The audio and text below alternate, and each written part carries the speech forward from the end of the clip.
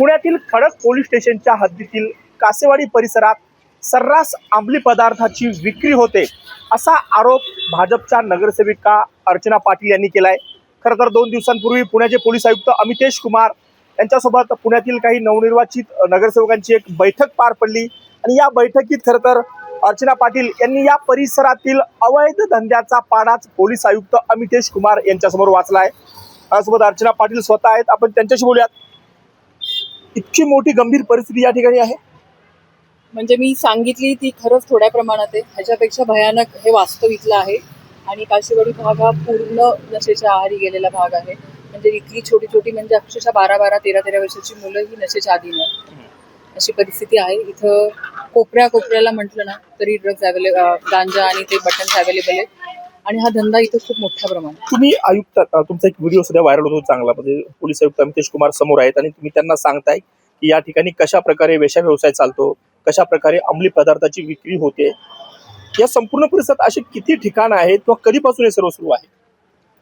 मी 2017 साली पहिल्यांदा या भागामध्ये निवडून आले, तेव्हा 2017 साली माझ्या हे निदर्शनास आलं की या बाबी आपल्या भागात होतात आणि ह्याच्यावरती मी प्रत्येक वेळी आवाज उठवला। 2017 पासून मी याच्यावरती काम करते।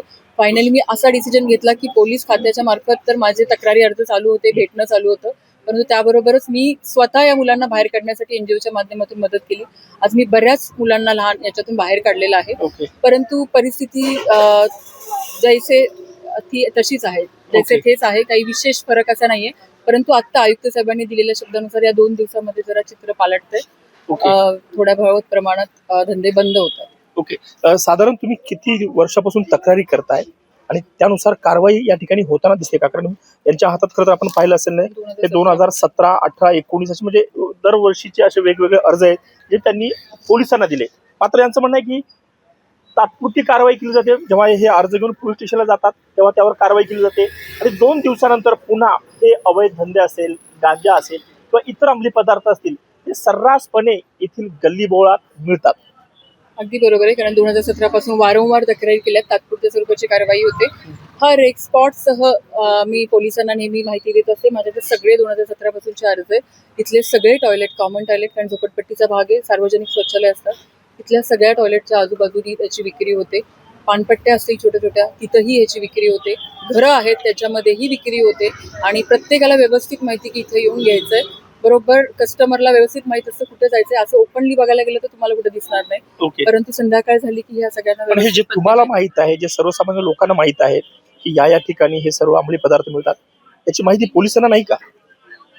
पोलिसांना माहिती असणारच आहे आणि पोलीस ते तेवढ्या पुरतं कारवाई करतात आणि परत हा धंदा या गल्लीतून शिफ्ट होऊन कारवाई केली की दुसऱ्या गल्लीत जातो, एवढाच फरक आहे। हे काही काशीवाडी काही फार मोठी असा एरिया नाहीये की इथून कुठे लांब जाणार आहे।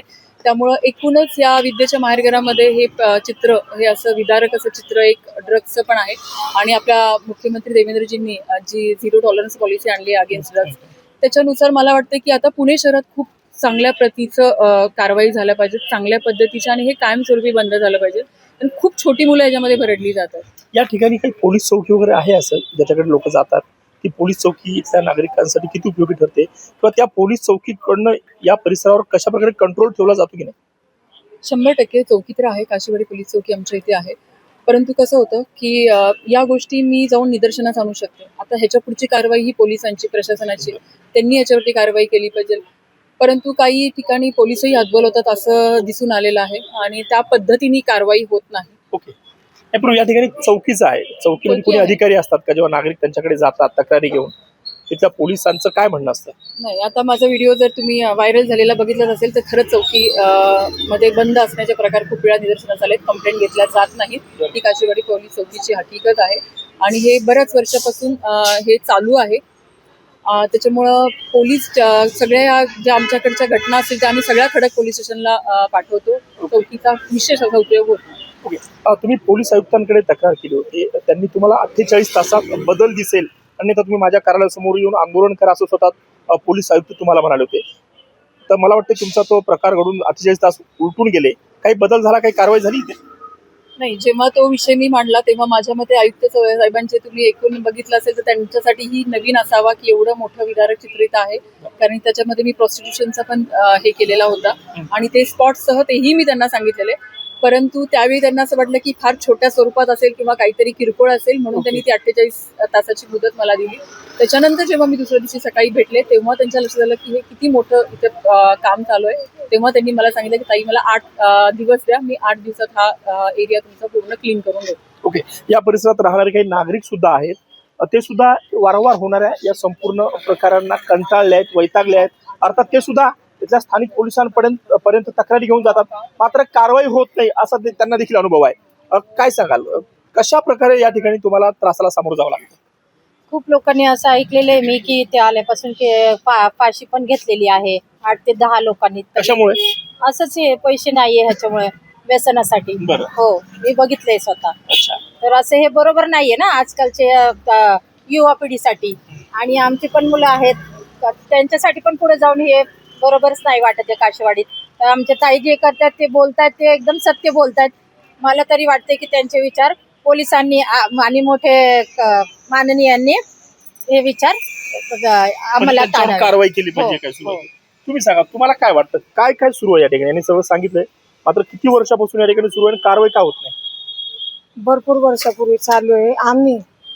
मी आता लहान असताना इथं होते, म्हणजे लहानपणीच मी काय असं 2-3 वर्षाची, तेव्हापासून आम्ही काशेवाडीत आहे. अच्छा. तेव्हापासून हा धंदा आम्ही बघत आलेलो आहे. आमच्या डोळ्याखालनं गेलाय ड्रग्स. आत्ता एमडी निघली, नाही तर ड्रग्स, गांजा आणि डालडा सगळं म्हणजे इथं भेटायचं काशेवाडी. आताही भेटते.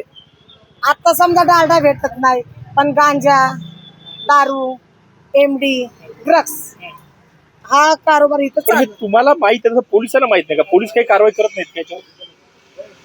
तर माहिती बी असन नसन बी माहिती. बरं.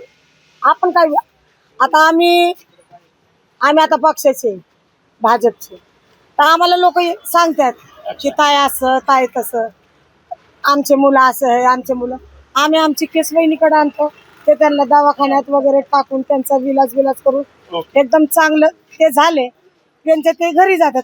या पोलिसांना कुणी बोलावं जावं. ओके, तर आपण पाहू शकता पुण्यातील हा कासेवाडीचा परिसर आहे. मी सुरुवातीला सांगितलं तसं पोलीस आयुक्त अमितेश कुमार यांच्या समोर भाजपच्या नगरसेविका अर्चना तुषार पाटील यांनी या परिसरात चालणाऱ्या अवैध धंद्यांविषयी, गांजांविषयी किंवा अंमली पदार्थाविषयी तक्रार केली होती. आणि त्यानंतर पोलीस आयुक्तांनी सुद्धा लवकरच इथे तुम्हाला कारवाई दिसेल असं आश्वासन दिलं होतं.